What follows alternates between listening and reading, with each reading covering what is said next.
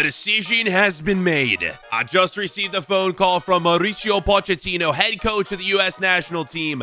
I have made the World Cup roster, but it was very close. I'm in the final spot on this team, and if I do end up playing at just 16 years old, I will be the youngest player ever to play at a FIFA World Cup. And we gotta go quick. It's time to pack our bags and head to camp with the U.S. national team. I'm leaving my house here in LA behind. I'm leaving my poor dog behind. We'll be back to finish our club season with LAFC shortly, but hopefully not too shortly. We got a World Cup to win. We hopped on a flight and made it here to our first day of camp with the U.S. We got a few days to train before the competition begins, and I'm off the bus ready to meet my teammates, and the fans are already out. I made a name for myself already as one of the best young American players. So in this tournament, it's time to showcase to the rest of the world what I'm capable of. And pulling up the camp here, chatting with my World Cup teammates. We're gonna be led by players like Weston McKennie, our captain, Christian Pulisic. We are just about ready for this World Cup in 2026 to begin. And in our group, we've been matched up with France, Ghana, and Norway. Some would call this a group of death. And on the bus ride before the match, just before we hopped on, I've been notified by one of the assistant coaches that I will be on the bench for game one. Ahead of me on the depth chart, starting at striker, will be Balogun. And I'm not even second on the depth chart. Ricardo Pepi earns spot number 2 behind Balogun. I'm third on the depth chart, boys, so it may be hard for me to find playing time in this World Cup as we head into the opening match of the 2026 World Cup, where we are taking on the giants that are France. My name, of course, not in the starting 11, but I'm coming off the bench, so there's a chance that I could get subbed into this game. Perhaps one of the most difficult opening matches in World Cup history, going up against France. It's time to get this match underway to see if we can start with 3 points. I'm gonna be ready to go off the bench whenever the coach calls me, and it would be France early, getting one of the first chances of this game, basically just toying with us. This France team is incredible, and they would go up 1-0 with a goal here. Kylian Mbappe, who else gets the goal scoring started? Just too easy of a finish here, breaking through our defense. And another chance immediately after here. A great ball played in. Tchouaméni makes it 2-0. France are basically walking through our back line. The frustration starting to show for our team. I'm on the bench, man, waiting for my name to be called to add some spark into this attack. And we would need it, man, because Balogun and the rest of the team isn't scoring. All the chances we've had, well, that might have been the best one. And the full-time whistle would blow.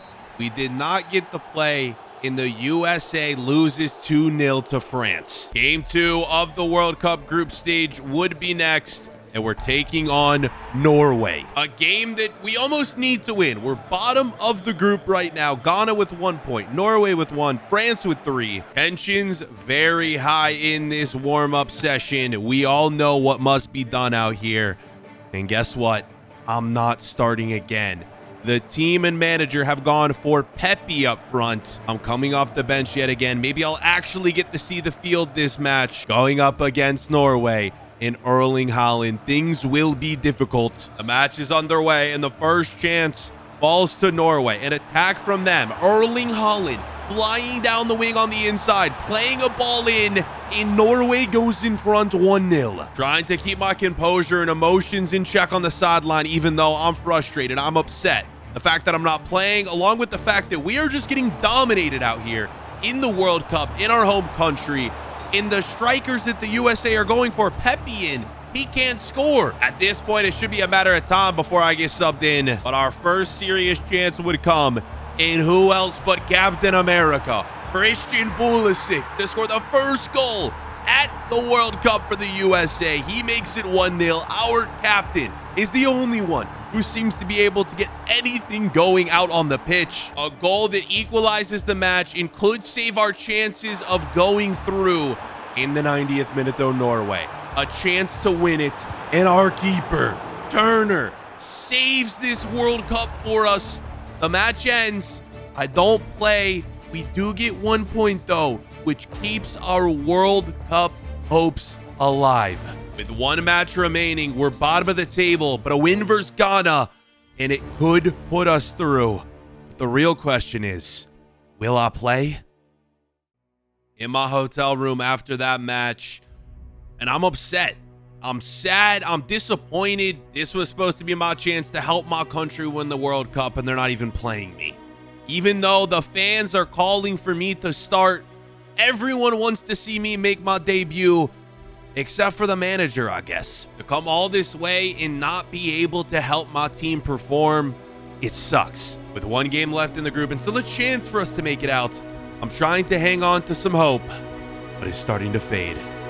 Outside our hotel room, the day before the final group stage match versus Ghana, the bus is being prepared. We're ready to head out to take the field. And I got word, boys, that I would be given a chance to start. It's come to this. The other two strikers, Balogun and Pepe, couldn't perform, so they're leaving it to me. The chance that I've dreamed of my whole life is coming true. I'm making my debut in a win or go home game in the FIFA World Cup. I'll be the youngest player to debut ever in a FIFA Men's World Cup, and we'll be doing so against Ghana, a team that knocked the USA out of the World Cup back in 2010. My dream is finally coming true. Now it's time to perform. We are kicking this match off, and the nerves are real. The fans are screaming. The world is watching. Can I help save the USA? A chance for Ghana to start this game and take a 1-0 lead. It's also a win or go home for them. Their first shot is missed and saved. It'll be followed up by a chance for us. I'll get involved in the attack, playing a ball forward, and a goal for the USA. We take a lead 1-0. I may not get the assist here, but I was involved into the attack, the pass to the assist, and the USA is in front. I'll finally get a chance to start, and I'm already getting involved in the action. We take a lead, boys. This is all coming to fruition. Now it's time for us to hold the lead, and our goalkeeper, Turner, was excellent yet again. Some big saves, and now the moment that I've been waiting for. A chance to score my first World Cup goal. A save from Ghana's keeper. It was so close. Halftime would hit, and we're barely holding on to this lead. In the second half, things would start to get physical. Both teams doing whatever it takes to help their team advance. A tackle, no card, I'll fall down, get back up. But it wouldn't be before Ghana would go on and equalize. Pulisic not happy, and at this point right now, if the score stands as is, we will be knocked out of the World Cup. 90th minute approaching. If it's not now, it's never. And Ghana would try to launch the ball forward, but they would lose possession, and it would fall to Jackson in the 90th minute with a chance to win it.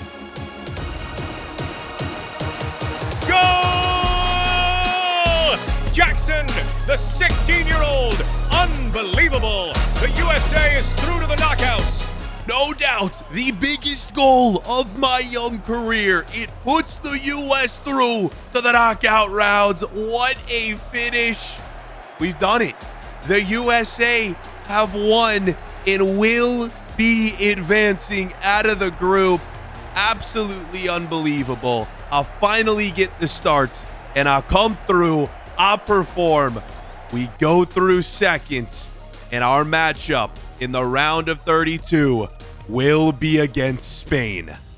And as I wait in the tunnel before this next match under the stadium, ready to head into the locker room, of course it's announced that I'm starting in this round of 32 game, but I got a call from one of the U.S. GOATs himself, Landon Donovan, giving me praise for the last match and wishing me best luck. If you remember, back in 2010, he scored a goal similar to mine to help the U.S. make it out of the group. And now I've duplicated his feat as we head into this match against Spain. Of course, I'm happy with my goal. I'm happy that I could contribute to this team and help us make it out of the group. But now it's time to accomplish what we set out to do and win this whole World Cup.